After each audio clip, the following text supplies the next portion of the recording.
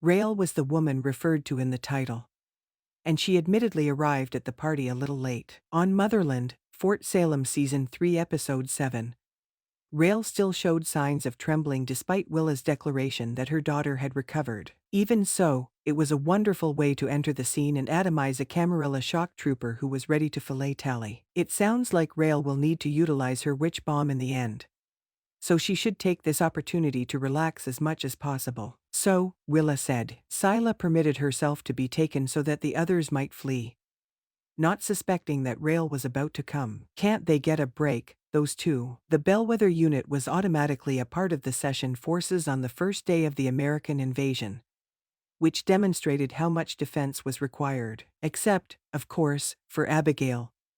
But more on that later. Thelma Berkeler forfeited any points she would have gained for setting up a covert militia at the council meeting by stepping right into a trap. Didn't you just learn that Millie, the unit's acting leader and the kindest person ever, was actually a Camarilla spy on the council? Millie wasn't exactly a cunning thinker, content to use snack food to numb the other council members. Contrary to the indigenous people's lengthy, negative experience with the white man, Millie believed the invaders would simply pick up the fugitives and depart. She wouldn't be the only person in history to think this way, though. Take a look at all the European political figures who believed that defying Hitler would ensure their safety during World War II. However, Thelma was aware that the council, which oversaw the defenses of the session, had one or more spies assigned to it. Yes, everything was moving swiftly leading up to the invasion.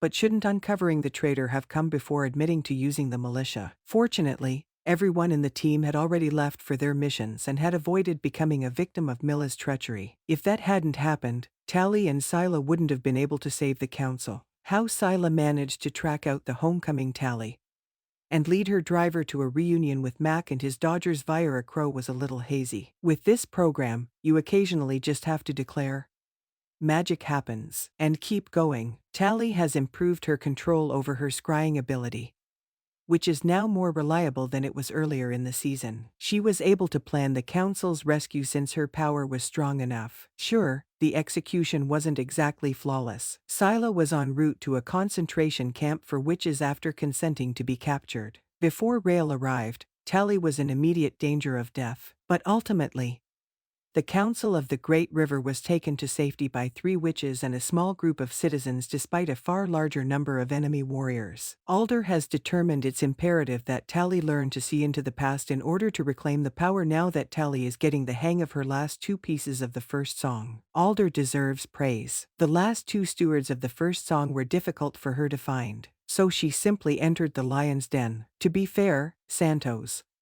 an antiquities dealer, was already a lion with few teeth. He did, however, have the answers she was looking for, if not the ones she desired, for he had been the Camarilla's longtime historian. Returning from the dead was the part of Alder's journey that was the easiest. The sought-after steward's family lines broke down in the distant past. She is now in need of Tally in order to time travel. After their initial plan with Anacostia completely failed, Abigail and Adel at least had an assignment that was simpler. They located the closest marshal in the hopes that he would be able to telepathically communicate with Horse, the head marshal, who was with Wade. Only the invasion army of the Camarilla made that particular border break their time, and the neo-Nazi-looking Camarilla leader executed the compliant marshal. Have a break. As per usual, Abigail wasn't inclined to flee and leave the guards in the Camarilla's hands. She then disregarded Anacostia, the head of her mother's intelligence,